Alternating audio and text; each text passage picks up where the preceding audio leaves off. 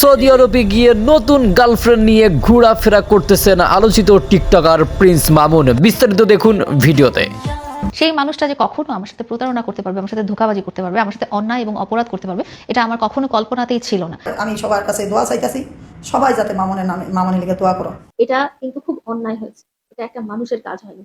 কথাটা যেটা আমি পরবর্তীতে জানতে পেরেছি আমাদের সম্পর্কের একটা স্টেজে, যে শেষের স্টেজে জানতে পেরেছি। দর্শক, তাহলে কি সত্যি সত্যি প্রিন্স মামুন সৌদি আরবে গিয়ে নিজের সংসার খুলে বসেছেন? হ্যাঁ দর্শক, এই বিষয়টা নিয়ে কিন্তু বর্তমান সময়ে সোশ্যাল মিডিয়াতে প্রচুর পরিমাণে আলোচনা সমালোচনার জন্ম দিয়েছে। হ্যাঁ দর্শক, আজকের ভিডিওতে আমি আপনাদেরকে এমন কয়েকটি ভিডিও ফুটেজ দেখাতে যাচ্ছি, এমন কয়েকটি ক্লিপ ভিডিও আমাদের কাছে আছে। এই ক্লিপ ভিডিওগুলো দেখলে কিন্তু আপনারা রীতিমতো অবাক হয়ে যাবেন। আসলে প্রিন্স মামুন সৌদি আরবে গিয়েছে উমরা করার জন্য, এবং সেখানে গিয়ে আসলে কি করতেছে, তার আসলে বিজনেসটা কি, বা সে আসলে কি বিজনেস করার জন্য গেছে নাকি অন্য মেয়েকে বিয়ে করছে, সেই সবকিছুই কিন্তু আপনারা জানতে পারবেন। এবং লায়লা আসলে তার সম্পর্কে আরো অনেক তথ্য দিয়েছে। এই সবকিছুই থাকছে আজকের একটি ভিডিওতে। তো দর্শক, আমি আপনাদেরকে রিকোয়েস্ট করবো ভিডিওটি একটু স্কিপ না করে সম্পূর্ণ ভিডিওটি A to Z দেখার চেষ্টা করবেন। যে এই লায়লা মামুনের বিরুদ্ধে গ্রেপ্তারি পরোয়ানা জারির মতোই একটা রায় কিন্তু আদালত থেকে আনতে পেরেছে। এখন সেই লায়লা মামুনকে আবার বাংলাদেশে নিয়ে আসতে পারবে কিনা, এই বিষয়টা নিয়ে জানতে পারবেন। তো দর্শক, আমরা কথা না বাড়িয়ে সর্বপ্রথম ভিডিও ফুটেজ গুলো আগে দেখে নেব।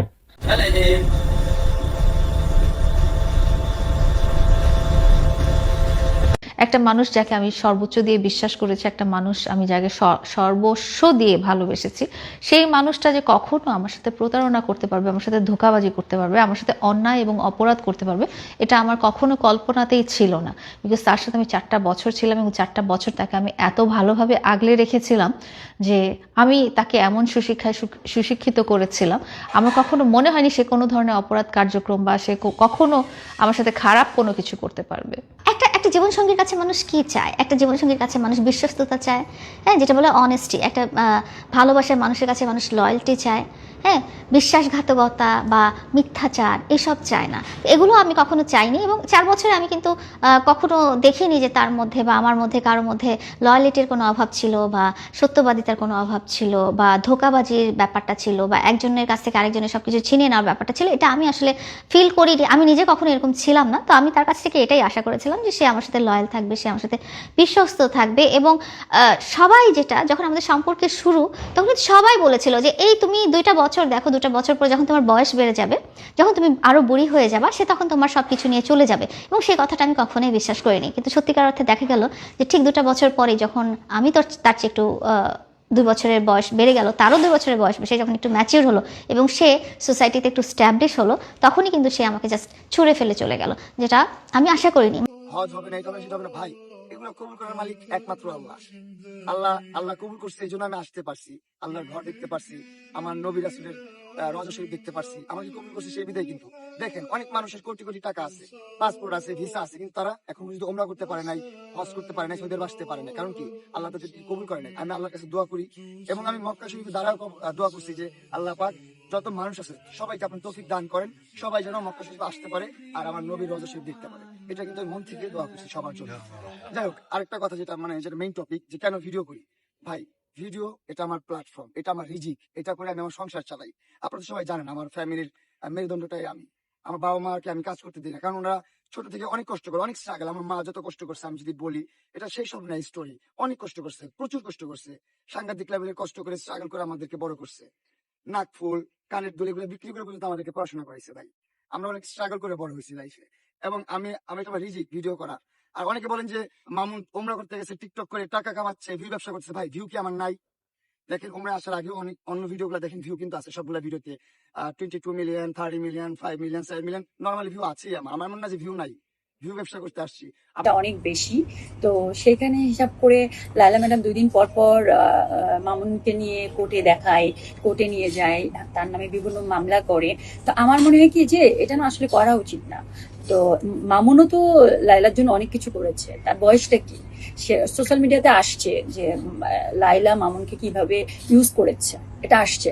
তা আমার কথা হচ্ছে যে প্রেম ভালোবাসা যেটাই হোক, তুমিও তো মামুনের কাছ থেকে সুখটুকু পেয়েছো, তারপরে মামুনও পেয়েছে, একটা ছোট বাচ্চা ছেলে, তো তাকে তুমি ব্যবহার করেছো। সেই হিসাবে আমি বলবো লাইলা ম্যাডামকে যে আপনার এই মামলা, কেজ, কাপাটি এগুলো আসলে করা উচিত না। কারণ আপনি একটা ছেলেকে দিয়ে হ্যাপিনেসটা পেয়েছেন, আর হচ্ছে মামুন আপনার দ্বারা সে উপরে উঠেছে।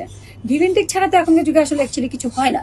তো আমার মনে হয় যে এই ছেলেটাকে সুন্দরভাবে আমাদেরকে সবারই মানে জীবনযাপন করা বা বাঁচতে দেওয়া উচিত। আসলে এটা সাপোর্টের কিছু না। আমি যদি একটা ছেলের সাথে প্রেম করি এবং সে যদি হচ্ছে বেকার থাকে আর আমার যদি অর্থ সম্পদ থাকে, তো আমার বয়ফ্রেন্ড আমারটা ভোগ করবে, এটাই কিন্তু স্বাভাবিক।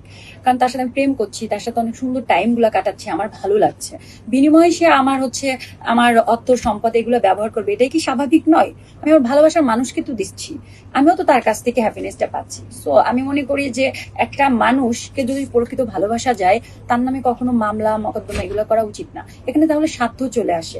আমি বলবো যে লাইলাকে টাইম দিয়েছে মামুন, মামুন টাইম দিয়েছে লাইলাকে। তা মামুন তো একটা অল্প বয়সী ছেলে এবং মধ্যবিত্ত ফ্যামিলির একটা ছেলে। তা ওই মধ্যবিত্ত ফ্যামিলির একটা ছেলে বড় লোকের মেয়েকে টাইম দিয়েছে, বয়সটাও তো হিসাব করতে হবে। তা লাইলা তার হ্যাপিনেসটা পেয়েছে, তা সেখানে হচ্ছে মামুন তার দ্বারা উপরে উঠেছে। কারণ না কারোর দ্বারাই তো মানুষ ওঠে উপরে, এটাই বাস্তব। তা আমি বলবো সেই ছেলেটাকে এখন মুক্তি দেওয়া উচিত, তার নামে কোনো মামলা মকদ্দমা এগুলো আসলে করা উচিত না। আর আমিও মামুনকে বলবো যে লাইলার মাধ্যমে যেহেতু আপনি উঠেছেন, আপনার ক্যারিয়ারকে আজকে অনেক উপরে নিয়ে গেছেন, আপনাকেও লাইলাকে ওই সম্মানটুকু সর্বোচ্চ সম্মান দেওয়া উচিত এবং কৃতজ্ঞতা রাখা উচিত যে আমি মামুন আজকে লাইলার জন্য তৈরি হয়েছি। থ্যাংক ইউ কাকা, অনেক ধন্যবাদ কাকা তোমার। আমার কাকার উসিলায় আমি দেখলাম মক্কা মদিনা। আলহামদুলিল্লাহ, আলহামদুলিল্লাহ। আল্লাহর কাছে আমার কিছু চাওয়ার নাই। আল্লাহ শুধু এখন লাইফটা সুন্দরভাবে পার করে দেখ, জীবনটা পার করে দেখ, এতটুকুতে আমি সন্তুষ্ট। জীবনে মক্কা শরীফ, মদিনা শরীফে আসার আগে অনেক স্বপ্ন ছিল যেগুলো আমার লাগবেই। এখন আমার কোনো স্বপ্ন নাই। এখন কি শুধু লাইফটা পার হয়ে গেলেই হলো। আর বাবা মাকে নিয়ে আরেকটা স্বপ্ন এখন আছে যে আমার পরিবারবর্গ নিয়ে আমি হজ করব ইনশাআল্লাহ। আমার শ্রেষ্ঠ নবী মুহাম্মদ সাল্লাল্লাহু আলাইহি সাল্লামের রোজা মোবারক সাবিত্রী করে আমি আলহামদুলিল্লাহ, আল্লাহ পাক সবাইকে তৌফিক দান। তো দর্শক, এতক্ষণ ধরে কিন্তু আপনাদেরকে অনেকগুলো ভিডিও ফুটেজ দেখানো হচ্ছে, অনেকগুলো ইন্টারভিউ দেখানো হচ্ছে। টিকটক প্রিন্স মামুনের আইডি থেকে কয়েকটি ভিডিও নিয়েও কিন্তু আমি আপনাদেরকে দেখিয়েছি, এবং আমাদের কাছে যে হিডেন ক্লিপ গুলো ছিল সেই ক্লিপ ভিডিওগুলো কিন্তু আপনারা দেখতে পেরেছেন। এই ভিডিওগুলো দেখার পর আসলে আপনাদের মন্তব্যটা কি, অবশ্যই কিন্তু দর্শক মন্তব্যটি জানাবেন। আর মানে টিকটকার প্রিন্স মামুন সৌদি আরবে গিয়েছে প্রায় অনেকদিন হয়ে গেছে, উমরা করেছে 1 তারিখে, এখন বর্তমান আজকে হচ্ছে 20 তারিখ। মানে এই তারিখে এসেও 20 দিন যাবত সে কিন্তু সৌদি আরবে আছে।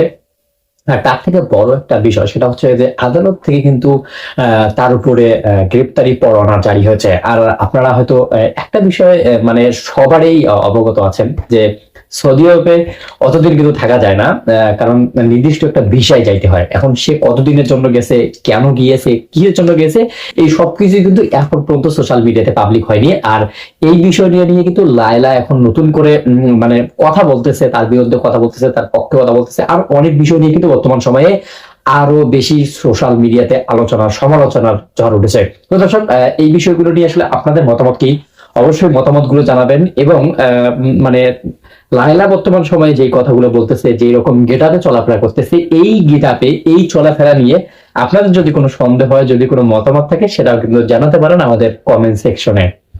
তো দর্শক, ভিডিওটি শেষ করছি এখনই। আপনারা দেখা হচ্ছে নতুন কোনো ভিডিওতে, নতুন কোনো টপিক নিয়ে, নতুন কোনো ঘটনা নিয়ে। সবাই ভালো থাকবেন, সুস্থ থাকবেন। নতুন ভিডিও দেখার আমন্ত্রণ জানিয়ে শেষ করব। আল্লাহ হাফেজ।